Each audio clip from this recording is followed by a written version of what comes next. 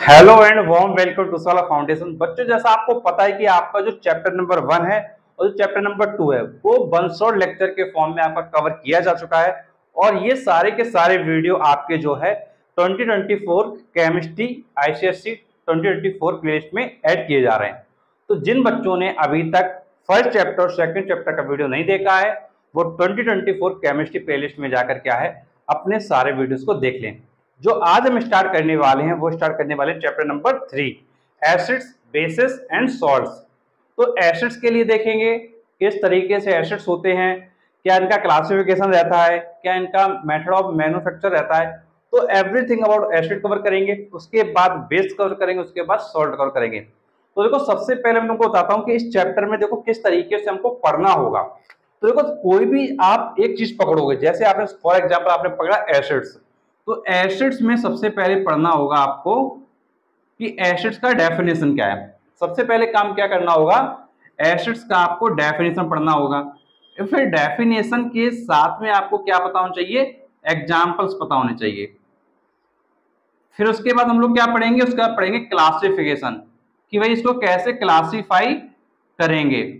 उसके बाद क्या करेंगे, मेथड ऑफ प्रिपरेशन पढ़ेंगे, method of preparation.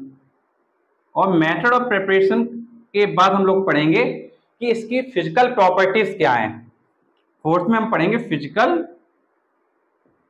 Properties and fifth number में हम लोग पढ़ेंगे केमिकल प्रॉपर्टीज एंड लास्ट हम पढ़ेंगे इसके यूजेस क्या हैं, इसके यूजेस क्या हैं। और इसी के साथ ये जो एसिड्स का पोर्शन होगा वो कंप्लीट हो जाएगा।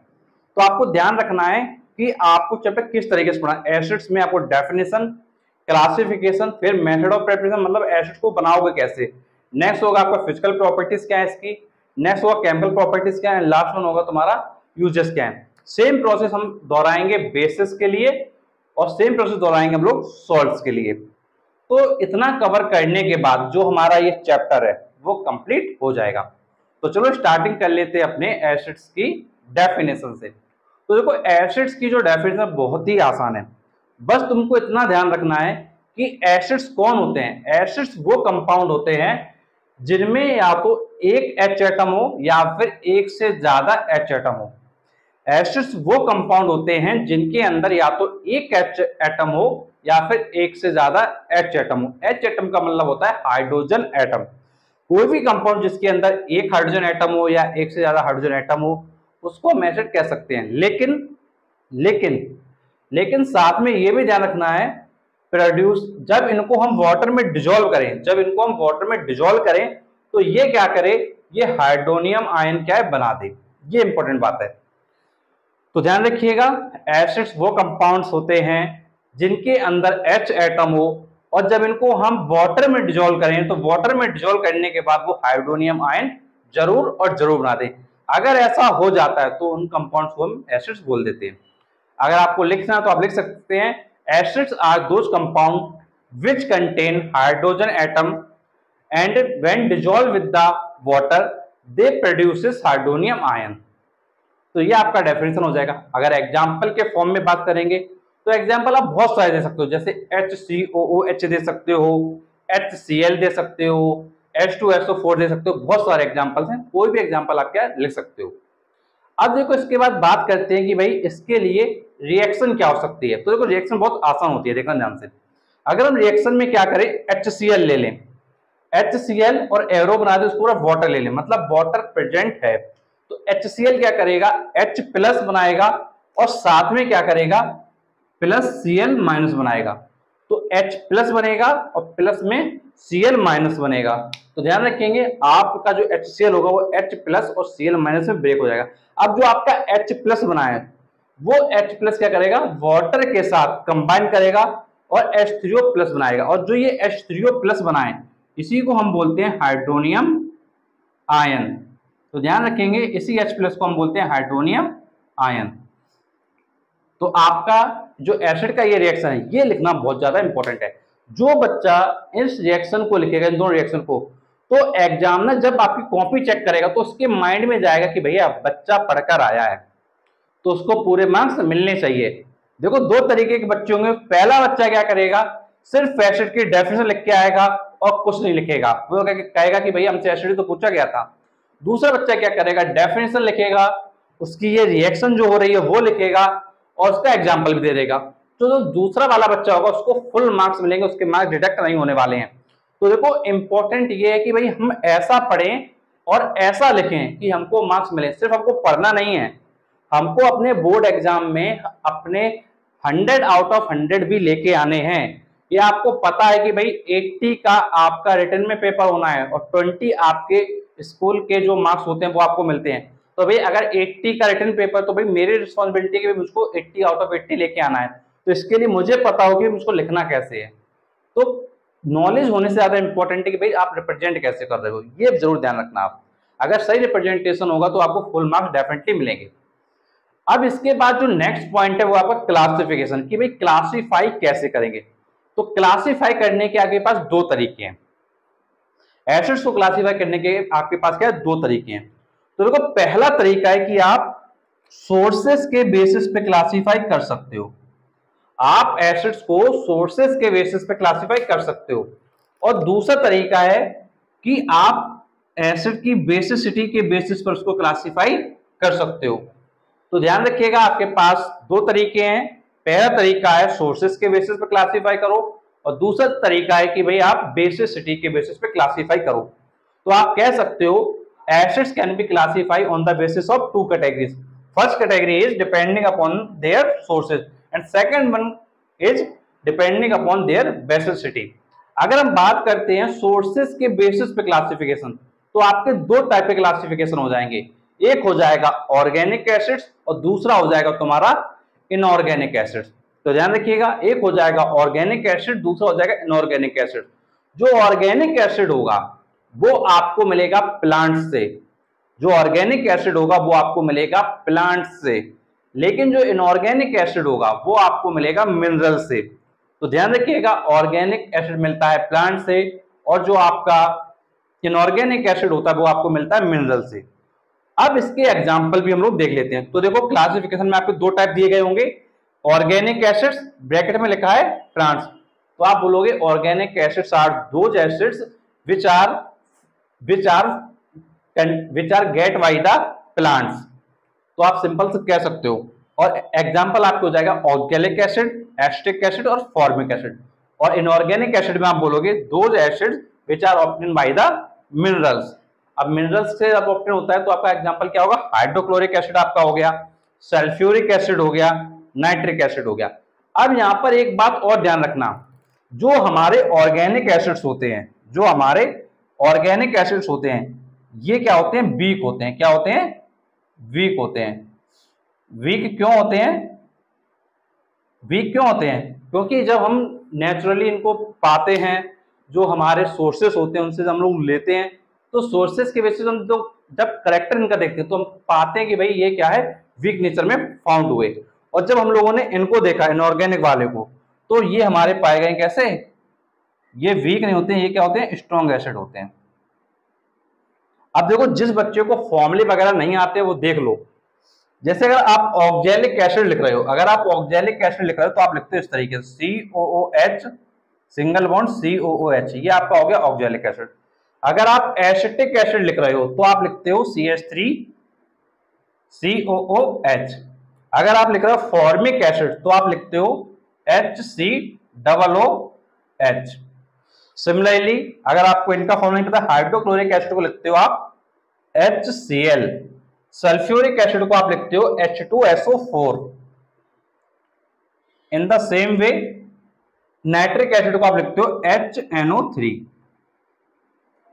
तो जो क्लासिफिकेशन है on the basis of sources वो आपका कंप्लीट हो गया है।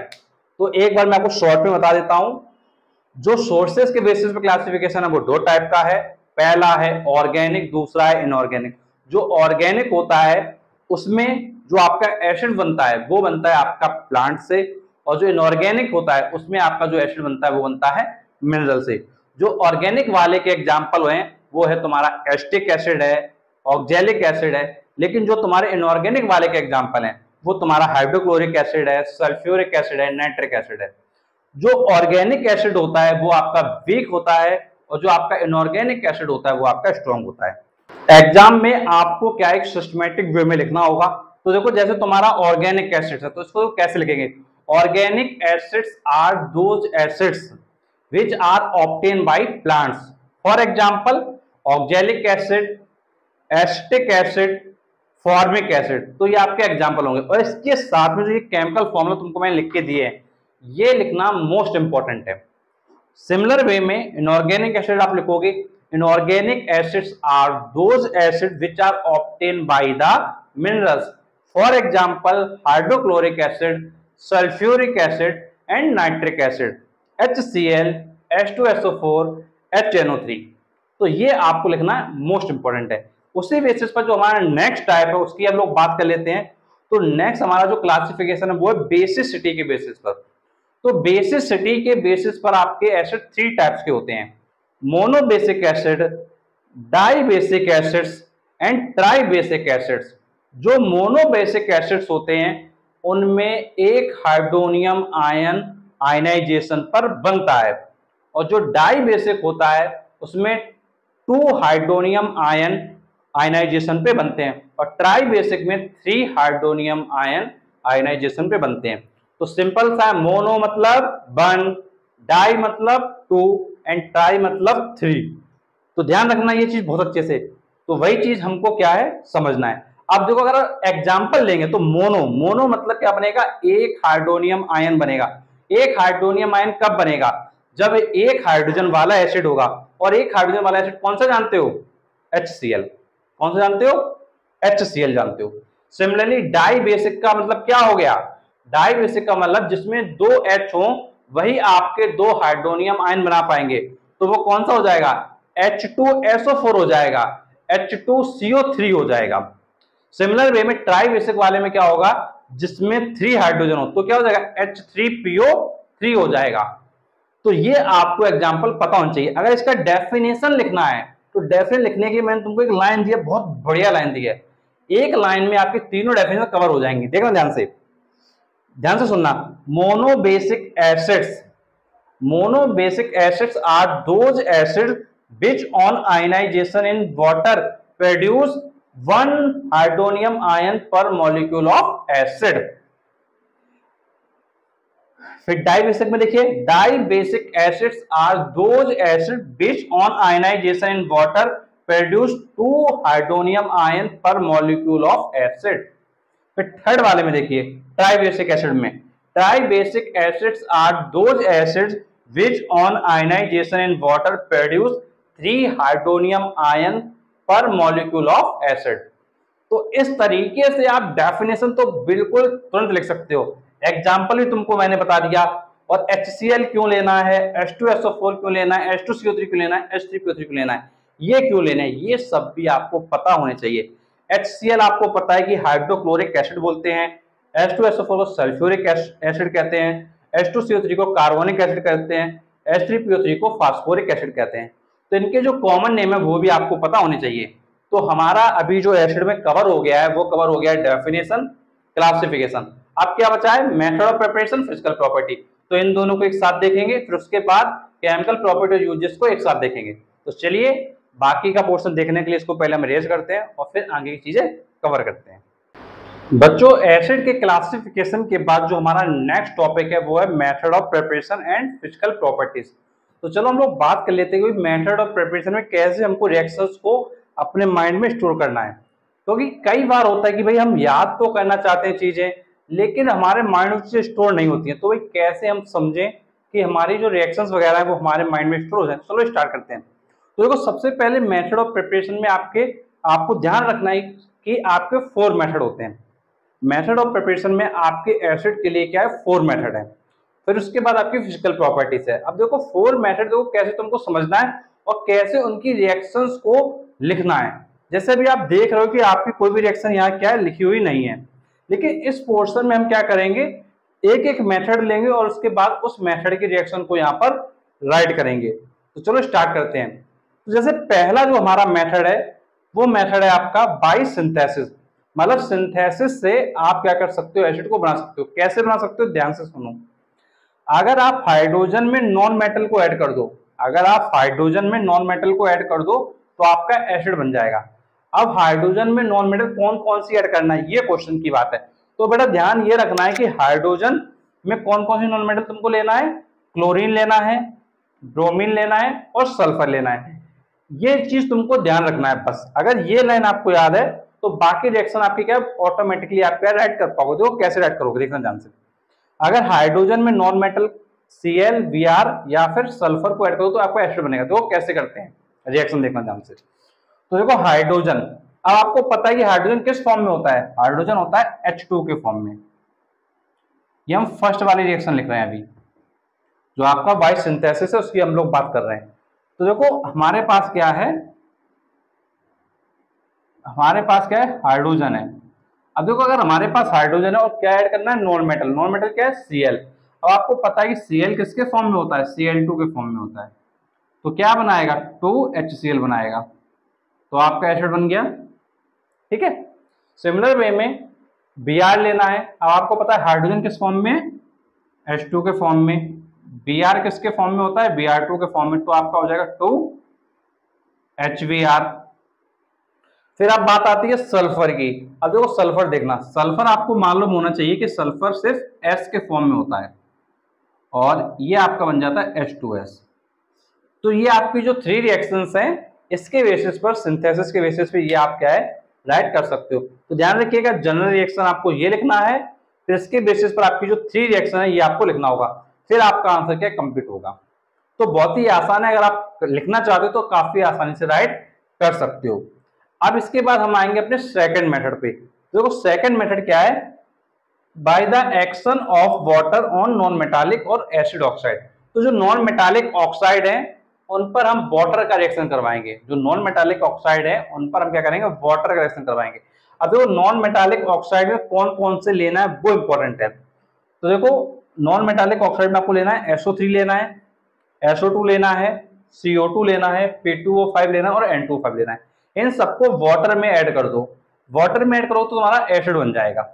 तो ध्यान देने की बात यह है कि जो नॉन मेटालिक ऑक्साइड है अगर उसमें वाटर ऐड कर दोगे तो तुम्हारा एसिड बन जाएगा। अब नॉन मेटालिक में कौन कौन सा लेना है, SO3, SO2, CO2, P2O5, N2O5। तो इतना लोगे तो आपका क्या रिएक्शन हो जाएगा। तो रिएक्शन कैसे रखेंगे वो यहाँ पे मैं आपको बताता हूँ। तो इसको थोड़ा रेज कर लेते हैं, फिर आपको रिएक्शन क्या बताता हूँ। तो बहुत ही आसान है, अगर आप थोड़ा सिस्टम से चलते हो तो रिएक्शन आप आसानी से राइट कर पाओगे। अदरवाइज यार तुमको याद करना पड़ेगा, अगर तुम याद करोगे तो फिर तुमको प्रॉब्लम होना क्या स्टार्ट हो जाएगी। तो देखो स्टार्ट करते हैं। किससे था, by non metallic oxide, by non metallic oxide with water. अब देखो इसी नॉन मेटालिक ऑक्साइड को एसिड ऑक्साइड्स भी कहते हैं, ये ध्यान रखिएगा, एसिड ऑक्साइड्स भी कहते हैं। अब देखो कौन कौन से लेना था हमको वो देखते हैं। SO3 लेना है, इसके बाद SO2 लेना है, CO2 लेना है, P2O5 लेना है और N2O5 लेना है। और सभी में क्या करना है, वाटर ऐड करना है। तो कुछ नहीं करना है, plus H2O plus H2O plus H2O plus H2O plus H2O, और सभी में क्या करेंगे, एक एरो बना देंगे। अब क्या करना है आपको, अब आपको देखना है कि इसका एसिड कौन सा हो सकता है। इसका एसिड हो सकता है H2SO4। क्या हो सकता है, H2SO4। तो यहाँ पे देखो H2SO4 आपका क्या बन रहा है और आपका बैलेंस भी है रिएक्शन, H2SO4। अब देखो SO2 वाले में क्या बनेगा, H2SO3, H2SO3। फिर देखो इसमें क्या बनेगा, CO2 वाले में H2CO3। इसको हम लोग कहते हैं कार्बोनिक एसिड, इसको हम कहते हैं सल्फ्यूरिक एसिड। तो ये नेम आपको क्या ध्यान होना चाहिए। फिर H2 और ये P2 लिखा हुआ है, तो यहाँ क्या बन सकता है, आपने पढ़ा हुआ था, आपने पढ़ा होता है एक एसिड होता है आपका H3PO4। क्या होता है, H3PO4। अगर आपको यहाँ दिख रहा है P2 मतलब P 2 है, अगर P के मॉलिक्यूल 2 हैं तो यहाँ पे हमको 2 करना पड़ेगा, तो 2H3PO4। अब देखो बैलेंस है कि नहीं, देखना H आपके कितने हैं 6, यहाँ पर H कितने हैं 2, तो 6 करने के लिए 3 यहाँ पे क्या करना पड़ेगा, मल्टीप्लाई, और ओ कितने हो गए आपके 4 2 जा 8, यहाँ पे हो गए 5 और 3 8 हो गए। तो रिएक्शन हमारी क्या है, बैलेंस हो गई है। फिर N2O5 में भी इसी तरीके से हो जाएगा आपका। क्या करोगे आप, N2O5 के लिए आपका होता है HNO3। क्या होता है आपका, HNO3। फिर वही चीज N आपके कितने हैं 2, तो यहाँ पे भी कितना करना पड़ेगा 2 करना पड़ेगा, क्योंकि यहाँ पर 2 है तो यहाँ पर भी N 2 होने चाहिए, तो 2 हो गया। अब 2 3 जा 6 क्या हो रहे हैं आपके O, यहाँ पर O कितने हैं 5 1 6 हो रहे हैं, तो O बैलेंस हो रहा है। अब H की बात करते हैं, तो H कितने हैं, यहाँ पर 2 है और यहाँ पर भी 2 है, तो ये रिएक्शन क्या है, बैलेंस फॉर्म में है। तो आप देख रहे हो कि भाई जो सेकंड रिएक्शन है भाई non metallic oxide with water, तो ये भी हमारी क्या है, इजिली हमने राइट कर ली है। तो देखो रिएक्शन राइट करना कोई बहुत टफ काम नहीं है, बहुत आसानी से हो जाती है। बस इंपॉर्टेंट क्या है, जो ये जनरल मेथड है, ये जनरल रिएक्शन, इसको आपको केवल अपने माइंड में ध्यान रखना, और एक सिस्टमेटिक वे में तुम्हारे लिखा है कि अगर तुम एक सिस्टमेटिक वे में उसको याद रखोगे तो तुम रिएक्शन को आसानी लिख पाओगे। लेकिन बच्चे क्या है, एक सिस्टमेटिक वे में इसको याद नहीं करते, तो सिर्फ तुमको एक लाइन याद कर लो कि भाई एसिड ऑक्साइड में वाटर ऐड करेंगे एसिड बनेगा, और एसिड ऑक्साइड में कौन कौन सा लेंगे, SO3 लेंगे, SO2 लेंगे, CO2 लेंगे, P2O5 लेंगे और N2O5 लेंगे। इतना ध्यान रख लो, बस आप रिएक्शन हो जाएंगे। अब इसके बाद आते हैं हम लोग थर्ड रिएक्शन पे। थर्ड में क्या है, by oxidation of non metals, मतलब जो नॉन मेटल्स हैं उनका ऑक्सीडेशन करने वाले हैं। अब देखो इसमें क्या होता है, नॉन मेटल हम लोग लेते हैं और एक एसिड लेते हैं, तो उससे आपका एसिड वाटर और ऑक्साइड बनता है। अब इसमें कैसे बनता है वो हम लोग समझेंगे। देखो ध्यान देना है, नॉन मेटल में कौन सा लेना है, सल्फर लेना है और फास्फोरस लेना है, और एसिड में आपको HNO3 लेना है। इतना आपको ध्यान रखना है। इस रिएक्शन में ध्यान रखना है कि हमको सल्फर लेना और फास्फोरस लेना, और किसका लेना है, HNO3 एसिड के साथ लेना है। और ये जो सल्फर और फास्फोरस थे इसके करस्पॉन्डिंग एसिड क्या है यहाँ पे बन जाएगा, बाकी वाटर और ऑक्साइड बन जाएगा। तो चलो रिएक्शन ऐड करके देख लेते हैं। तो इसको अरेंज करते हैं सबसे पहले। तो थर्ड जो हमारा मेथड ऑफ प्रिपरेशन उसको हम लोग देख लेते हैं। अगर थर्ड मेथड ऑफ प्रिपरेशन में आते हैं तो थर्ड माला है आपका by oxidation of non metal, by oxidation of non metals. अब देखो इसमें आपको क्या लेना था, सल्फर लेना है और फास्फोरस लेना है। किसके साथ लेना है, HNO3 के साथ लेना है। किसके साथ लेना है, HNO3 के साथ लेना है। बनेगा क्या, एसिड बनेगा। क्या बनेगा, एसिड बनेगा। तो एसिड की थोड़ी आप जगह क्या कर दो, छोड़ दो। एसिड किसका बनेगा, एसिड किसका बनेगा, सल्फर का बनेगा। एसिड किसका बनेगा, फास्फोरस का बनेगा। तो सल्फर का एसिड होता है H2SO4 और फास्फोरस का एसिड होता है H3PO3, H3PO3। और साथ में क्या बनेगा, साथ में बनेगा आपका वाटर और ऑक्साइड। वाटर मतलब H2O, वाटर मतलब H2O, और ऑक्साइड मतलब ऑक्सीजन का ऑक्साइड। तो यहाँ पर क्या है, NO3 है, यहाँ पे क्या है, NO3 है। तो यहाँ बन जाएगा आपका ऑक्साइड और यहाँ भी बन जाएगा आपका ऑक्साइड।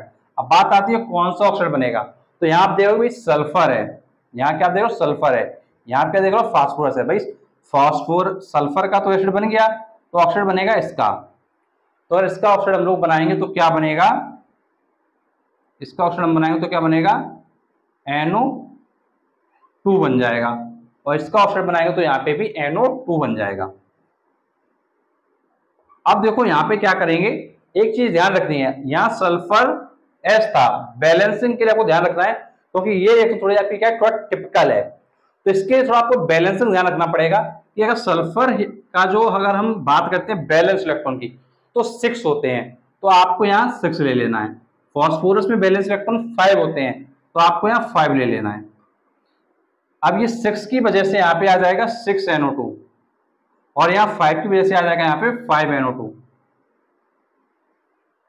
और अगर हम बैलेंसिंग की बात करें तो देखो इस रिएक्शन देखते हैं, तो फास्फोरस, पहले इसको देखते हैं। अच्छा सल्फर सल्फर 6 3 जा 18 ऑक्सीजन है, तो 6 2 जा 12, 12 और 4 16, एक 17, लेकिन 18 चाहिए तो इसको हम 2 कर देंगे। अब हाइड्रोजन देखते हैं, 6 2 4 2 2 2 जा 4, 4 2 6। अब ये रिएक्शन क्या है, बैलेंस हो गई है। अब इसको आप ऐसे ही लिख देंगे। इसमें देखेंगे तो फॉस्फोरस बैलेंस है, ऑक्सीजन 5 3 जा 15, तो ये आपका है 3, 5 2 जा 10, 10 और 3, 10 और 3 हो जाएगा आपका 13, 10 और 3 आपका क्या हो जाएगा 13, 13 और 1 14 आपका हो रहा है। इधर कितना हो रहा है 5 3 जा 15। तो अगर हम यहाँ पे देखो तो यहाँ पर भी हमको क्या करना पड़ेगा, बैलेंस करना पड़ेगा। अब हम लोग हाइड्रोजन देखते हैं तो 5 हाइड्रोजन आपके यहाँ पर हैं और यहाँ पर आपको 2 2 जा 4 और ये हो गए आपके 7, तो ये आपके 7 हाइड्रोजन हो रहे हैं। तो इसका मतलब क्या है, यहाँ से तो ये हटना चाहिए। तो देखो कुछ क्या गड़बड़ हो रहा है, क्या गड़बड़ ये हो रहा है कि जैसे यहाँ पर 6 थे, जैसे यहाँ पर 6 थे तो 6 नाइट्रोजन थे, यहाँ पर 6 नाइट्रोजन थे, ठीक था। यहाँ 5 नाइट्रोजन था तो 5 NO2 हमने बनाया था। तो देखते हैं भाई क्या गड़बड़ हो रहा है। फॉस्फोरस, फॉस्फोरस H कितना है 3 2 5, तो 5 हो गया आपका, यहाँ पे भी 5 हो गया। ऑक्सीजन 5 3 जा 15, तो ये 3 है, ये 10 है। एक यहाँ ऑक्सीजन कुछ क्या गड़बड़ कर रहा है, तो देखते हैं भाई क्या गड़बड़ कर रहा है। तो इसमें अगर मैं आपकी रिएक्शन की बात करूं तो H3PO3 नहीं बन रहा है, H3PO4 बन रहा है। एक छोटी सी मिस्टेक कर दी मैंने कि भाई यहाँ पे H3PO3 नहीं बन रहा है बल्कि H3PO4 बन रहा है। अब जैसे जब हम लोग देख रहे हैं कि भाई रिएक्शन बैलेंस कैसे समय प्रॉब्लम कर रहा है, तो आपको ये चीज ध्यान रखना है कि अगर कभी भी कुछ गड़बड़ कर रहा है तो एक जो ऑक्सीजन जो अपर लेवल का होता है, इसका मतलब वो एसिड बन रहा होगा। तो जैसे मैंने आपको बताया था H3PO3 बना था, लेकिन वो नहीं बनेगा, वो क्या बनेगा H3PO4 बनेगा। कहने का मेरा मतलब ये है कि अगर आपसे किसी ना किसी तरीके से गलती हो जाए, कोई आपसे मिस्टेक हो जाए, तो ये भी इंपॉर्टेंट है कि भैया हम उस मिस्टेक को क्या है पकड़ लें। अगर उस मिस्टेक को आप पकड़ लेंगे तो डेफिनेटली एग्जाम में क्या है आप अच्छा कर पाएंगे। तो इतना आपको ध्यान रखना है।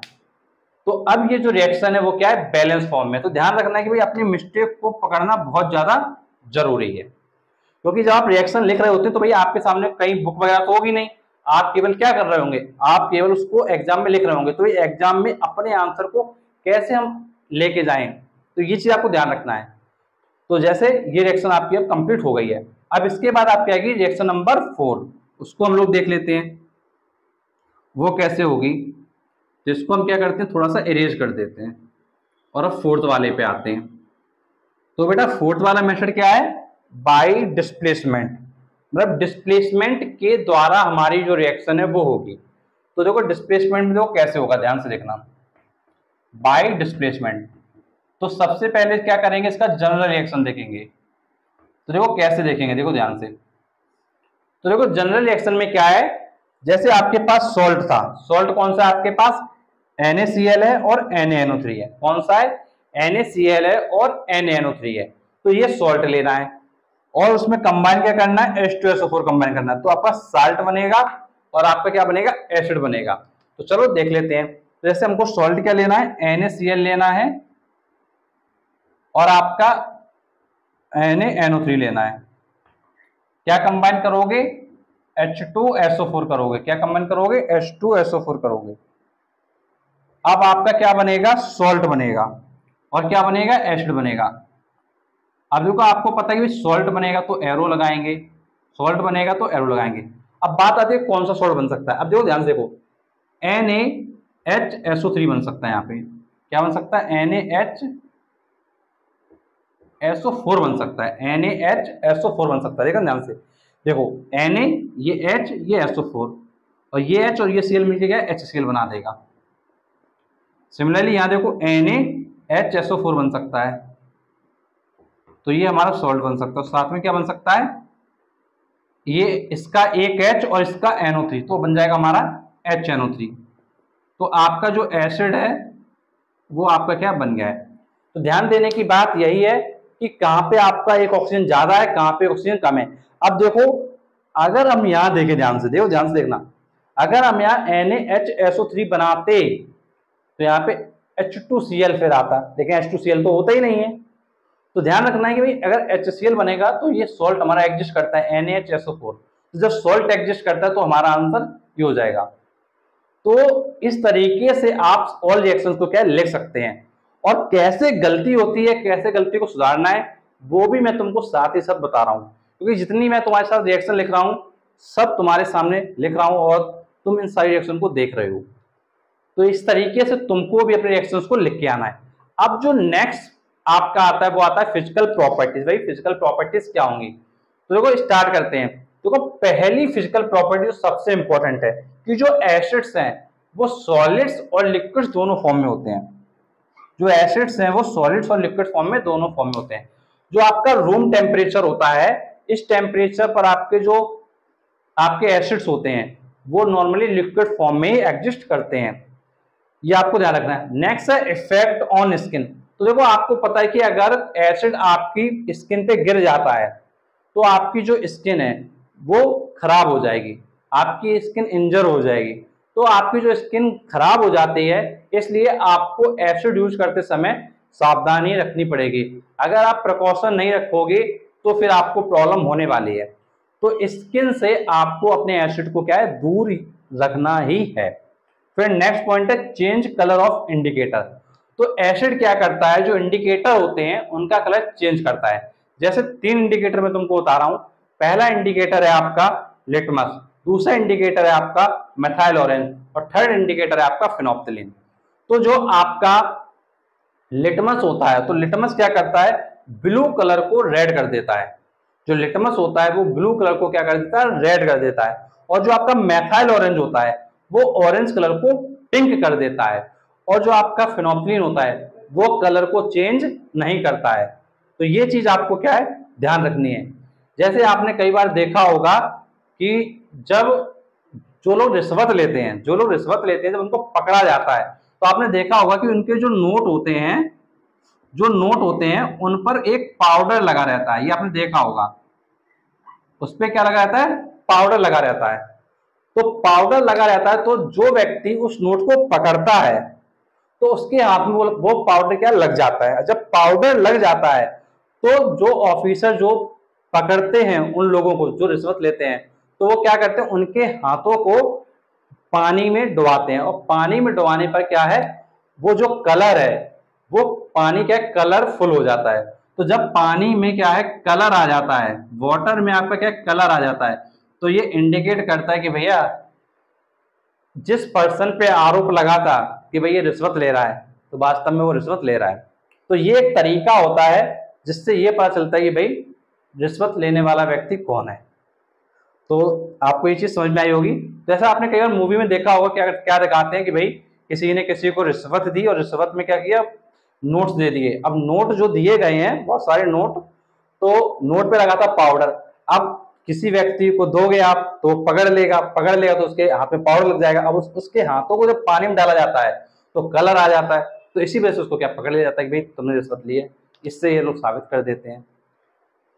जैसे फॉर एग्जाम्पल मैं तुमको बताता हूँ, तुम सोच रहे हो कि भाई कौन कलर लगाएगा, कैसे लगाएगा। तो होता क्या है, जैसे सपोज करो, जैसे तुमने क्या है ऑफिसर्स को बताया कि भाई वो ऑफिसर या वो कर्मचारी हमसे रिश्वत मांग रहा है, तो ऑफिसर क्या करेंगे, जो आपके नोट होंगे उनमें लगा देंगे पाउडर। अब पाउडर लगाने पे क्या होगा, वो पाउडर लगे हुए नोट हो जाएंगे। जब आप जिस कर्मचारी को या जिस ऑफिसर को नोट दोगे, जो रिश्वत लेने वाला ऑफिसर है या कर्मचारी है, तो वो उस नोट को पकड़ लेगा। पकड़ने के बाद उसके हाथ में पाउडर लग जाएगा। तो जो जो जिसको आपने कंप्लेन किया था, जिस ऑफिसर को कि भाई हमारे साथ हमसे रिश्वत मांगी जा रही है, तो वो ऑफिसर क्या करेगा, उस व्यक्ति के हाथ डुबा के देखेगा पानी में। और जब वो डुबाएगा तो फिर क्या होगा, जो कलर है वो आ जाएगा। कलर जब आ जाएगा पानी में तो इसका मतलब गुनहगार पकड़ा गया है। तो ये सब क्या होता है, ये सब होता है इंडिकेटर की वजह से। तो इंडिकेटर क्या करता है, कलर को चेंज करता है। तो ये चीज आपको क्या ध्यान रखना है। तो कई बार ऐसा भी होता है कि भाई पानी की जगह कोई और सोल्यूशन भी यूज कर लिया जाता है। ऐसा जरूरी नहीं कि पानी ही यूज करना है, और भी सोल्यूशन होते हैं बहुत सारे, वो भी यूज कर लिए जाते हैं। तो डिपेंड करता है कि इंडिकेटर किस टाइप का है, किस टाइप का पाउडर यूज किया गया है। तो कई तरीके के इंडिकेटर आते हैं, जैसे मैंने तुमको 3 इंडिकेटर बताए थे। लिटमस है तो वो ब्लू वाले को रेड करता है, जो मेथाइल ऑरेंज है वो ऑरेंज को क्या करता है, पिंक करता है। फिनोप्थिलीन है वो कलरलेस रहता है। फिर फिनोल्फिनील डालो, कुछ पता ही चलेगा। तो डिपेंड करता है कि भैया क्या होने वाला है, कौन सा इंडिकेटर यूज किया जा रहा है। तो आई थिंक तुमको ये पूरी कहानी समझ में आई होगी। एसिड की जो केमिकल प्रॉपर्टीज है, फिजिकल प्रॉपर्टीज है क्या है, और एक डेली लाइफ का जो एग्जाम्पल है वो भी तुमको पता चला होगा। अब इसके बाद हम लोग क्या कवर करेंगे, जो हमारी केमिकल प्रॉपर्टीज हैं और जो हमारे यूजेस हैं वो कवर करेंगे, और इसी के साथ जो एसिड्स है वो पूरा कंप्लीट हो जाएगा। तो चलो उसको कवर कर लेते हैं बच्चों। अब फिजिकल प्रॉपर्टीज के बाद जो आपका नेक्स्ट टॉपिक है वो है केमिकल प्रॉपर्टीज एंड यूजेस। तो चलो हम लोग बात कर लेते हैं केमिकल प्रॉपर्टीज की। तो जो काफी बच्चे होते हैं जो केमिकल प्रॉपर्टीज को याद करते हैं, लेकिन अगर तुम याद करोगे तो एग्जाम तक तुम्हारे माइंड से वो केमिकल रिएक्शन के स्किप कर जाती हैं। ये बिल्कुल पक्का होता है कि भाई अगर आप कोई चीज याद कर रहे हो केमिकल रिएक्शन को, तो माइंड से क्या स्किप करने वाली, क्यों स्किप करने वाली है, क्योंकि हमने उसको समझा ही नहीं। तो यहाँ पर जो तुमको मैं रिएक्शन बता रहा हूँ केमिकल रिएक्शन, वो तुम सिर्फ इतने ही चार्ट के बेसिस पर बहुत आसानी से खुद राइट कर पाओगे, और अभी मैं तुमको राइट करके दिखाऊंगा अभी कैसे तुमको राइट करना है। तो चलो स्टार्ट करते हैं। तो जैसे तुम्हारी जो केमिकल प्रॉपर्टीज हैं वो केवल 6 केमिकल प्रॉपर्टीज हैं, और उन 6 केमिकल प्रॉपर्टीज को हम क्या है देखेंगे। और देखो उसको लिखने का जो पैटर्न है उसको आपको जरूर समझना है। अगर पैटर्न समझ लोगे तो आसानी से एग्जाम में राइट कर पाओगे, अदरवाइज फिर तुम याद करोगे और एग्जाम में जाके भूल जाओगे और नंबर तुम्हारे आ नहीं पाएंगे। तो नंबर भी हमको यार लेके आना, सिर्फ पढ़ना नहीं, नंबर भी लेके आना है। तो चलो स्टार्ट करते हैं। देखिए फर्स्ट है आपकी reaction with active metal. First है आपकी रिएक्शन विद एक्टिव मेटल। अब देखो बस इंपॉर्टेंट ये है कि तुमको बस इतना याद करना है कि एक्टिव मेटल में हमको Mg, Zn और Fe लेना है, मतलब मैग्नीशियम, जिंक और आयरन लेना है। और साथ में एक चीज ये भी ध्यान रखना है कि जो हमारे एसिड्स हम लेते हैं नॉर्मली, जो रिएक्शन कराने के लिए लेते हैं, वो हम अपने स्ट्रॉन्ग एसिड लेते हैं। जैसे तुम्हारा HCl है और तुम्हारा H2SO4 है। नॉर्मली तुम्हारे ये दो एसिड हैं जो केमिकल रिएक्शन में लिए जाते हैं, क्योंकि ये दोनों एसिड तुम्हारे क्या है स्ट्रॉन्ग एसिड होते हैं, ये रिएक्शन में क्या पार्टिसिपेट कर लेते हैं। इनके अलावा एसिड हम नॉर्मली क्या नहीं लेते हैं। तो ये चीज आपको ध्यान रखना है। अब जैसे हम बात करते हैं फर्स्ट केमिकल प्रॉपर्टी की, तो फर्स्ट वाली क्या है, बाई एक्टिव मेटल। अब देखो एक्टिव मेटल का रिएक्शन हमको क्या है करवाना है, रिएक्शन विद एक्टिव मेटल। अब हमको देखो क्या करना है, एक्टिव मेटल के साथ रिएक्शन करवाना है। तो चलो एक्टिव मेटल हम लोग क्या ले लेंगे, तो कौन कौन सी लेना है, Mg लेना है। अब देखो Mg तुमको लेना है। अब देखना, ध्यान से देखना, मेरी बात समझना। हम Mg की रिएक्शन HCl से करवा सकते हैं, हम Mg की रिएक्शन H2SO4 से भी करवा सकते हैं, ऐसा नहीं कि नहीं करवा सकते हैं, यहां भी करवा सकते हैं। अब देखो जब ये रिएक्शन होगी तो आपको ध्यान ये देना है कि Mg और Cl क्या मिलता है। अब देखो Mg की जो वैलेंसी होती है वो 2 होती है, तो वो वैलेंसी आपकी यहाँ जाती है, और Cl की वैलेंसी 1 होती है तो वो यहाँ रहती है। तो 1 जब कुछ नहीं होता है तो 1 क्या माना जाता है। तो ये चीज आपको ध्यान रखनी है। तो क्या बन गया MgCl, तो अगर Cl2 बनाए तो 2 यहाँ पे क्या लगाना पड़ेगा, तो यहाँ पे 2 आप क्या लगा दीजिए, और साथ में क्या बन जाएगा H2। तो ये रिएक्शन हमारी क्या है हो गई है। अगर Mg की H2SO4 से करेंगे तो Mg लिखेंगे, SO4 लिखेंगे। Mg की वैलेंसी 2 है और SO4 की भी 2 होती है, तो MgSO4 ही बनेगा, और साथ में क्या आ जाएगा H2 आ जाएगा। अब देखो अगर आप अपनी बुक को देखोगे, तो देखो क्या दिया गया है, सिर्फ आपकी बुक में ये रिएक्शन दी गई है, ये रिएक्शन उन्होंने नहीं दिया है। अब देखो एक जो बच्चा याद कर रहा होता है वो क्या करेगा, इसको याद करेगा, Mg + 2HCl gives MgCl2 + H2। अब यार एक बात बताओ, हमको तो रिएक्शन लिखना है ना, कि ये कोई याद करने का तरीका थोड़ी कि भाई हमको एक एक रिएक्शन हम याद करें। हमको ये पता है भाई Mg के साथ रिएक्शन कराना है तो HCl से करा सकते हैं, H2SO4 से करा सकते हैं, इस तरीके से कराना है, बस बात खत्म। याद करने की आवश्यकता क्या है। सेम उसी तरीके से Zn की कराना है तो आप क्या करना है, आपको कुछ नहीं करना, देखना ध्यान से सुनना।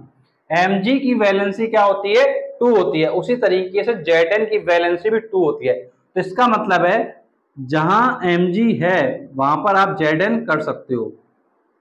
तो Zn और Mg को क्या कर सकते हो, रिप्लेस कर सकते हो। तो अगर आप Zn के लिए लिखना चाहते हो, Zn के लिए, तो कुछ नहीं करना है, यहां से आप Zn क्या कर दो, हटा दो, यहां से भी Zn क्या कर दो, हटा दो, रिएक्शन आपकी आ गई Zn के लिए।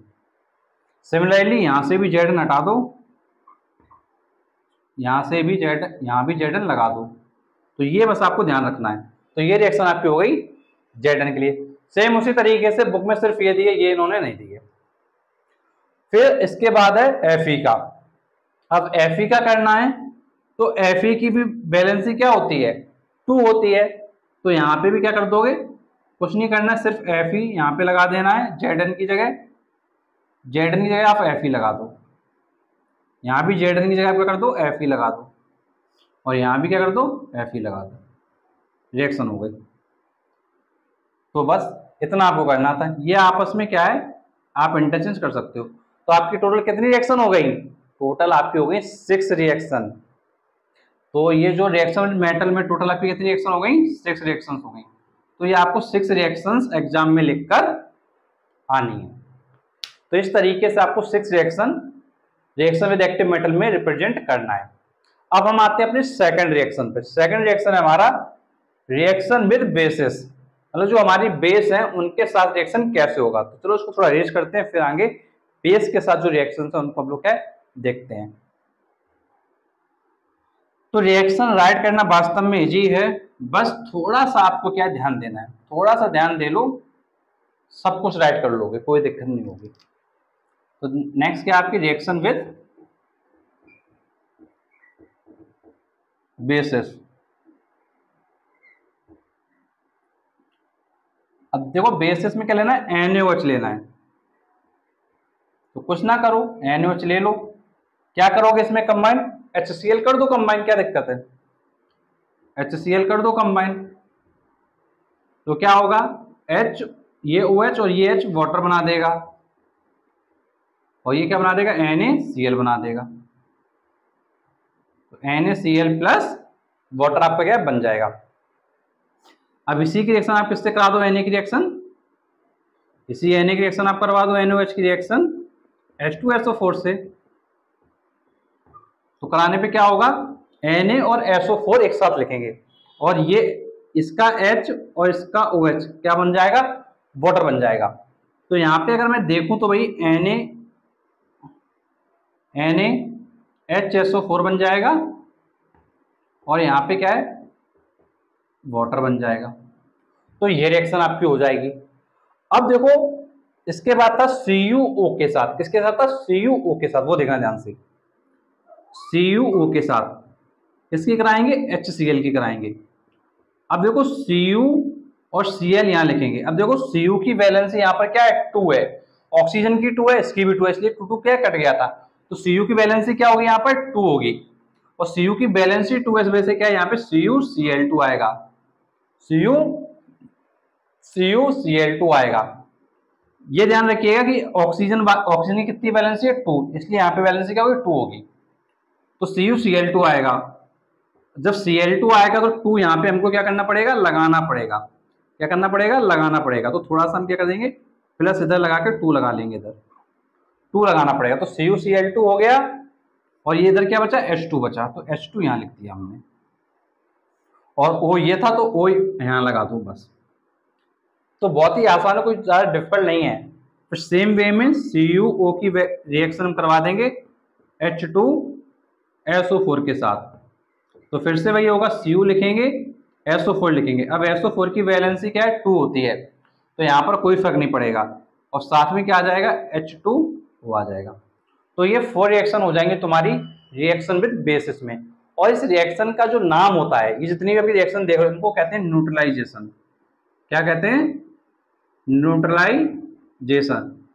क्यों कहते हैं, क्योंकि एसिड और बेस बनके, एसिड और बेस आपस में क्या न्यूट्रलाइज हो जाते हैं, और न्यूट्रलाइज होकर क्या बनाते हैं, न्यूट्रलाइज होकर सॉल्ट बनाते हैं, इसलिए। तो ये 2 रिएक्शन आपकी कंप्लीट हो गई। अब आगे थर्ड वाली reaction with carbonate and bicarbonate, इसको हम लोग क्या है देखेंगे। तो चलो इसको इरेज कर लेते हैं, फिर देखते हैं।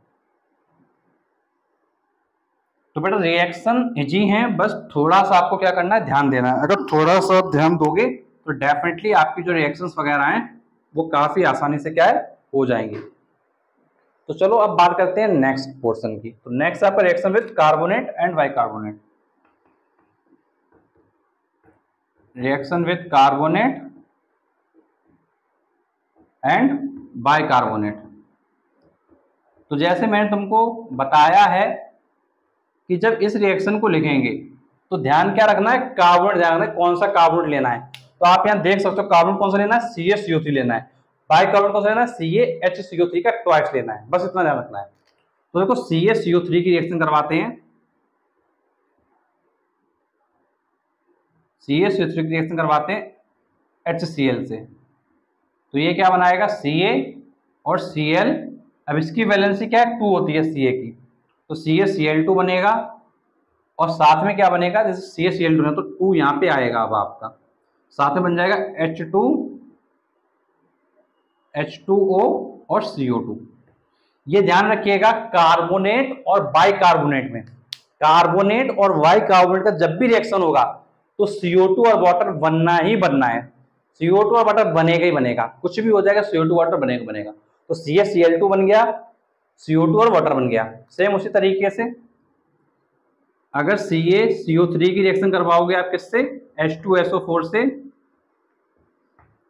तो आपका CaSO4 बनेगा, Ca ये और ये SO4 बनेगा। क्या बचा आपका H2 और इसका O, H2O और यहाँ CO2, तो H2O और CO2 बनेगा आपका। ठीक है।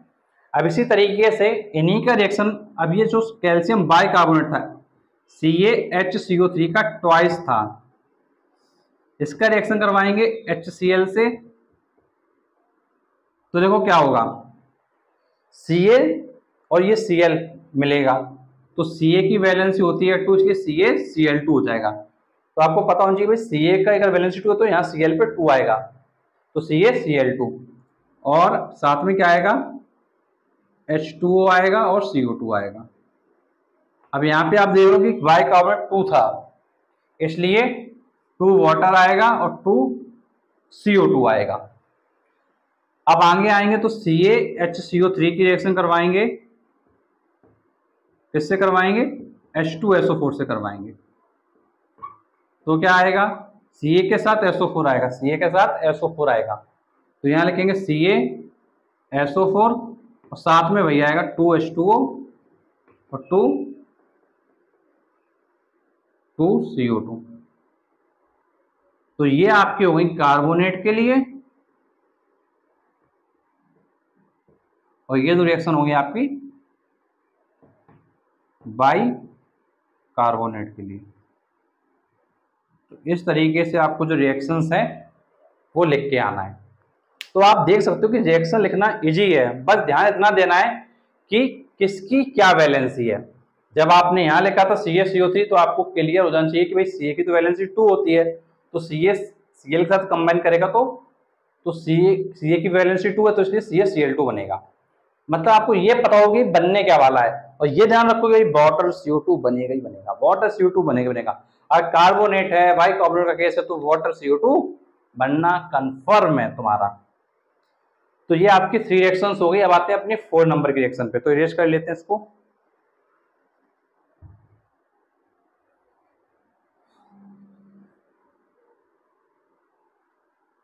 तो बेटा बहुत अच्छे से मैं तुमको रिएक्शन बता रहा हूँ कैसे लिखना है, क्या करना है। इसी तरीके से तुमको अपने एग्जाम के लिए याद करना है। सिर्फ इतना तुम अगर याद कर लो ना अच्छे से, तो इसी के बेसिस पे तुम क्या रिएक्शन आसानी से लिख सकते हो। बेटा सब कुछ याद करना संभव नहीं है, सब कुछ याद करना संभव नहीं है, ये बिल्कुल अच्छे समझ लो। लेकिन अगर चीज को समझ लिया है तो सब कुछ राइट करना काफी ईजी है, ये ध्यान रखिएगा। तो 4th वाली आते हैं decomposition of sulphides and bisulphides.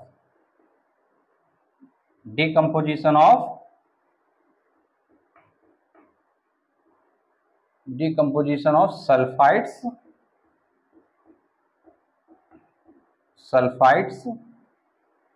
and bisulfides।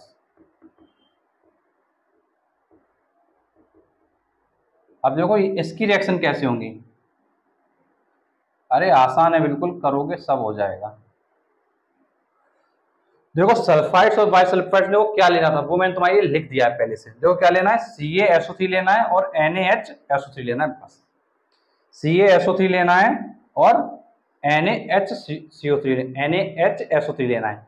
तो देखो तुमको मैंने बताया था कि जब कार्बोनेट था तो CaCO3 था ना, इसी तरीके से सल्फाइड है तो CaSO3 है सिर्फ, और कुछ नहीं है।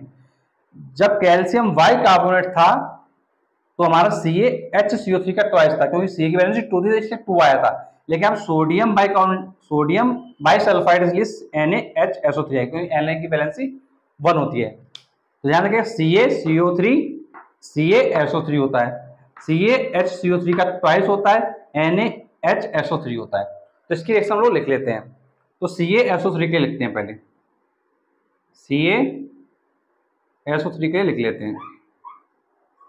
तो CaSO3 plus HCl gives CaCl2। आपको पता है कि भाई CaCl के साथ मिलके क्या बनाएगा, CaCl के साथ मिलके क्या बनाएगा, ऑब्वियस सी बात है कि भाई CaCl के साथ मिलके CaCl2 बनाएगा। थोड़ा सा साफ लिख देते हैं, HCl CaCl के साथ मिलके CaCl2 बनाएगा। अब क्या बचा है, ये H बचा है। बेटा थोड़ा मैं तुम्हारे लिए फिर से लिखता हूँ क्योंकि थोड़ा स्पेस की प्रॉब्लम हो गई यहाँ पे। तो जैसे आपका था CaSO3 के साथ कंबाइन कर रहे हैं हम लोग HCl के साथ।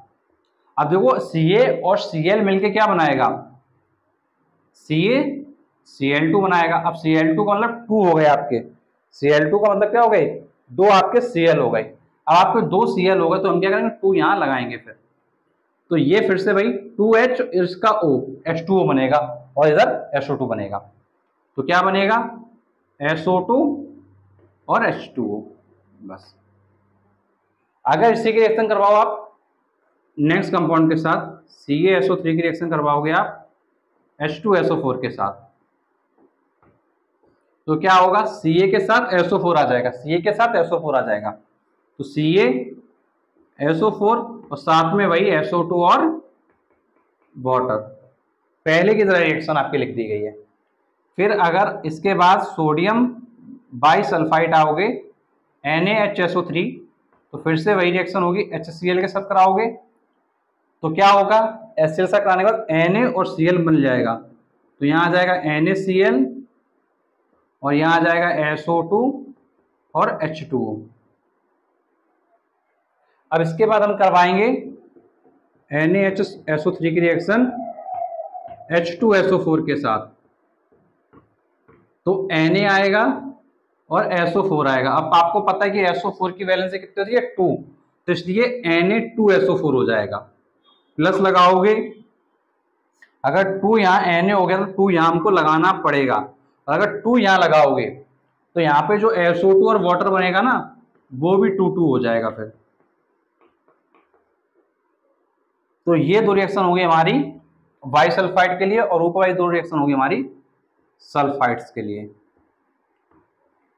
तो रिएक्शन काफी इजी है, अगर आप एक सिस्टमेटिक वे से पढ़ते हो तो रिएक्शन में आपको कोई भी दिक्कत नहीं होगी। तो ये चीज आपको क्या ध्यान रखनी है, तो रिएक्शन को अगर सही तरीके से करना तो ध्यान से ये अच्छे से समझ लो कि रिएक्शन आपकी तभी सही हो पाएंगी जब आप क्या करोगे, उनको समझोगे।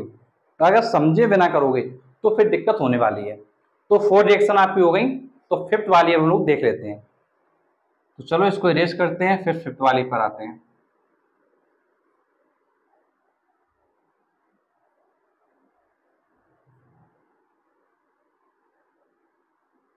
तो देखो 5th वाली है आपकी decomposition of sulphides.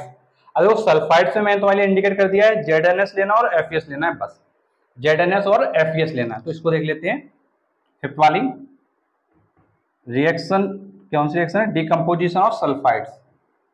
Decomposition of sulphides. बेटा तुम्हारे लिए मैं सिर्फ इसलिए लिख के दिखा रहा हूं जिससे कि तुम्हारे अंदर कॉन्फिडेंस आ जाए कि भाई जब मैं तुम्हारे सामने लिख रहा हूं बिना रिएक्शन को याद किए तो तुम भी लिख सकते हो बिना रिएक्शन को याद किए। ऐसा नहीं कि तुमको एक एक रिएक्शन याद करनी, रिएक्शन याद नहीं करनी पड़ती है, रिएक्शन सिर्फ एक बार समझना पड़ता है। और इसलिए मैं तुमको समझा रहा हूँ बार बार जिससे कि तुम एग्जाम में लिख पाओ। ऐसा ना हो कि तुम याद करके चले गए तुम लिख ना पाओ कुछ भी। तुमको सिर्फ याद इतना करना है कि भैया डिकम्पोजिशन ऑफ सल्फाइड्स होता है तो लेना क्या है, ZnS लेना है और FeS लेना है, बस इतना याद करना और कुछ भी याद नहीं करना है।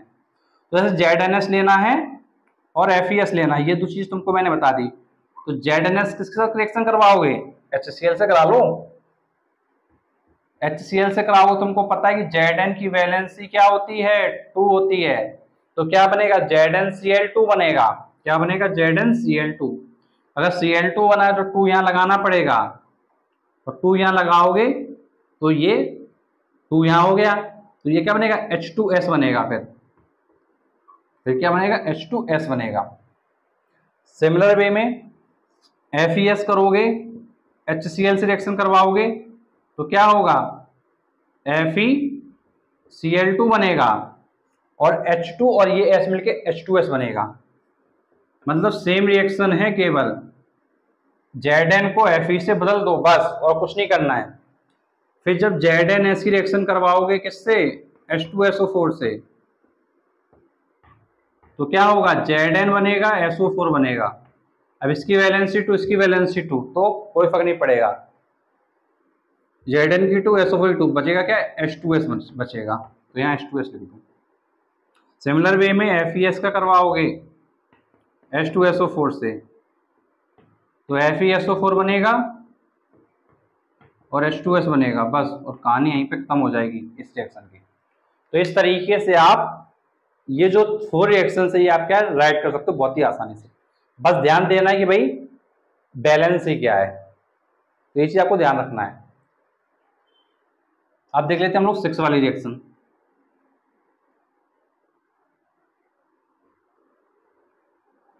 अब देख लेते हैं हम लोग 6 वाली रिएक्शन।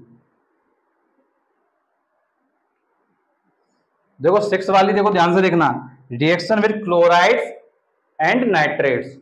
क्लोराइड्स और नाइट्रेट्स रिएक्शन को कैसे करेंगे, तो देखो हमने लिखा हुआ है BaCl2 और PbNO3 का ट्वाइस। तो देखो ये दो स्टार्टिंग वाले दो है ना, इनकी रिएक्शन करवाते हैं डाइल्यूट H2SO4 से, और जो लास्ट के दो है ना NaCl और KNO3, इनकी रिएक्शन करवाते हैं कंसंट्रेटेड H2SO4 के साथ। ये ध्यान रखना है बस आपको।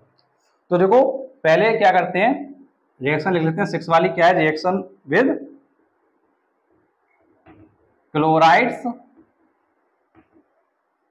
And nitrates, chlorides and nitrates.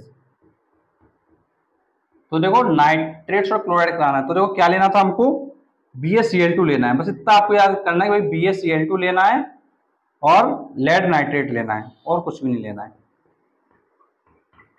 अब किससे करा दें, किसी से भी करा लो जिससे तुम्हारा मन हो। चलो H2SO4 से करा लेते हैं। और कैसा लेना है, डाइल्यूट लेना है, बस इतना ध्यान रखना है। क्या लेना है, डाइल्यूट लेना है। कैसा लेना है, डाइल्यूट लेना है। तो क्या होगा, Ba और SO4 कंबाइन करेगा, Ba और SO4 कंबाइन करेगा, तो यहां बनेगा BaSO4।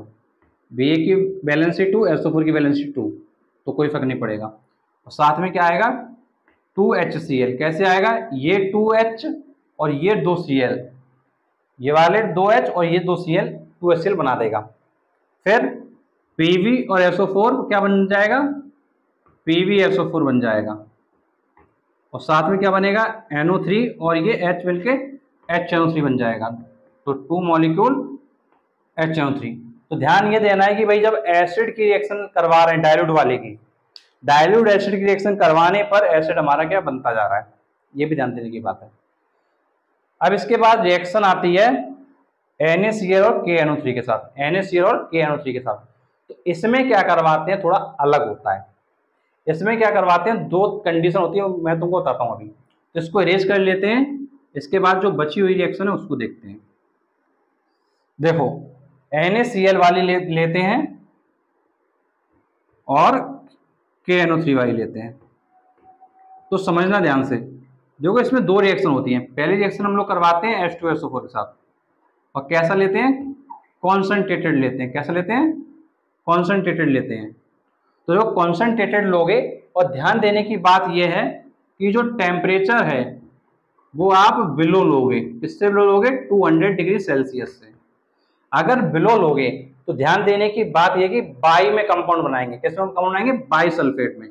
तो Na और बाई सल्फेट में बनाओगे तो NaHSO4 बना दोगे और साथ में क्या बनाओगे? ये H और ये Cl मिलके HCl बनाओगे। बस इतना आपको ध्यान रखना है। सोडियम बाई सल्फेट बना दोगे आप इसमें।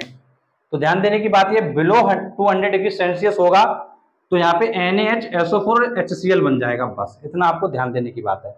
मतलब इसका एक H और इसका एक Cl मिलके HCl बना देगा, बाकी NaHSO4 बन जाएगा। अगर ये टेम्परेचर 200 से ज्यादा होगा, अगर ये टेम्परेचर 200 से ज्यादा होगा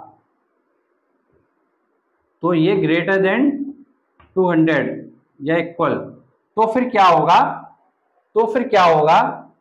यहां पर आपका सोडियम सल्फेट बनेगा Na2SO4। आपको पता है कि SO4 की वैलेंसी होती है 2, इसलिए क्या है यहाँ पे Na2 आया है। SO4 की वैलेंसी 2 है, इसलिए क्या है Na2 आया है। अब बचा क्या? ये आपके दिए गए हैं 2H और यहाँ पे 2Na हो गया, तो इसलिए 2Na यहाँ पर लगाना पड़ेगा। तो आपका 2H ये और 2Cl ये, तो आपका हो जाएगा 2HCl। तो ये रिएक्शन हमारी क्या है? कंप्लीट हो गई है। अब उसी तरीके से आपका KNO3 का भी रिएक्शन हो जाएगा। अगर KNO3 का आप लिखना चाहोगे तो ये भी हो जाएगा। तो KNO3 को लोगे H2SO4 के साथ, बस ध्यान देना है कॉन्सेंट्रेटेड है और बिलो 200 डिग्री सेल्सियस है। तो फिर यहाँ क्या होगा?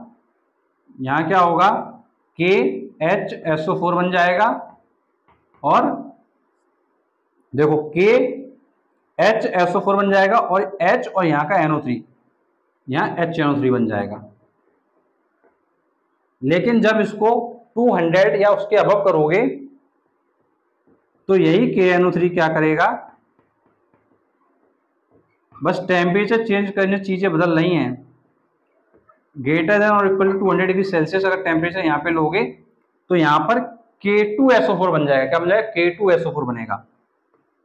K2SO4 बनेगा क्योंकि SO4 की वैलेंसी 2 है, इसलिए K2SO4 बनेगा।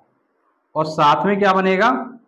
देखो K 2 हो गए तो यहाँ पे 2 लगाना पड़ेगा, 2H और ये 2NO3 मिलके 2HNO3 बना देगा, 2HNO3 बन जाएगा। और इसी के साथ ये जो 6 रिएक्शंस हैं ये पूरी आपकी क्या है? कंप्लीट हो जाएंगी। तो इसी तरीके से जो आप रिएक्शंस हैं वो आसानी से राइट कर सकते हो। बस ध्यान क्या देना था? ध्यान इतना देना था कि जब मेटल के साथ कराना है तो MgZnFe लेना था, जब बेसिस के साथ कराना था तो NaOH लेना था, जब कार्बोनेट बाइकार्बोनेट से कराना था तो CaCO3 और CaHCO3 का ट्वाइस लेना था, जब आपका सल्फाइड्स और बाइसल्फाइड से कराना था तो आपका CaSO3 और NaHSO3 लेना था, जब आपका सल्फाइड से कराना था तो आपका ZnS और FeS लेना था, जब आपका क्लोराइड और नाइट्रेट से कराना था तो डाइल्यूट के फॉर्म में VaCl2 लेड नाइट्रेट लेना था, और कॉन्सेंट्रेटेड के फॉर्म में आपका NaCl और KNO3 लेना था। जब आपको सल्फाइड के साथ कराना था तो आपको ZnS और FeS लेना था। तो ये आपकी जो टोटल 6 रिएक्शंस हैं वो कंप्लीट हो गई हैं। कैसे लिखना था वो भी मैंने तुमको बहुत अच्छे से डिटेल में समझा दिया है।